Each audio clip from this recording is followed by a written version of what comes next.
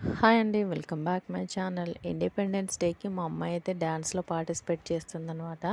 తనకైతే శారీ అయితే తీసుకున్నాను. బ్లౌజ్ స్టిచ్చింగ్ చేపించాలనేసి ముందు వీడియోలో అయితే చెప్పాను కదండీ.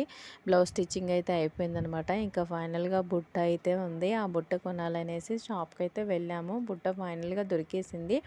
దాన్ని డెకరేషన్ కోసం ఇలా గోల్డ్ కలర్ కవర్ తీసుకొని డెకరేట్ చేస్తుంటే ప్లాస్టర్ అతికిస్తుంటే అస్సలు అతకడం లేదు. ఇంకా అది పైగా వైట్ ప్లాస్టర్ అయితే లేదనమాట. రెడ్ ప్లాస్టర్‌తో పెట్టేస్తుంటే మా అమ్మాయి అంటుంది, ఇంకా అది బయటికి కనిపిస్తది. అస్సలు వద్దది అంటుందనమాట. సరేలే వేరే కవర్ తోటి వేరే గోల్డ్ కవర్ కొంచెం ఉంచేసి ఫెవిస్టిక్‌తో అతికిద్దాంలే అంటే అస్సలు అది కూడా కుదరడం లేదు.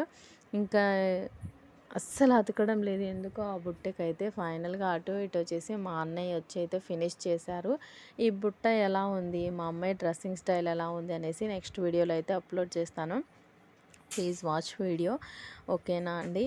ఇంకా ఈ బుట్ట విషయానికి వచ్చేస్తే దీన్నైతే అస్సలు నా వల్ల కావట్లేదు. ఇంకా ఇండిపెండెన్స్ డేకి ముందు రోజైతే మేము ఇంటికి వచ్చేసరికి 8 అయిపోయింది.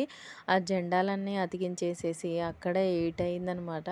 ఇంకా పిల్లలందరూ ఇంటికి వెళ్ళిపోయాక జెండాలు అతికించడం జరిగింది. అందువల్ల 8 అయిపోయింది. వచ్చేసినా కూడా కొంచెం కూడా ఓపిక లేదు. అయినప్పటికీ ఈ పనంతా ఫినిష్ చేసుకొని పడుకున్నాము. ఓకే అండి. ఈ వీడియో నచ్చినట్లయితే please like and subscribe. Bye bye.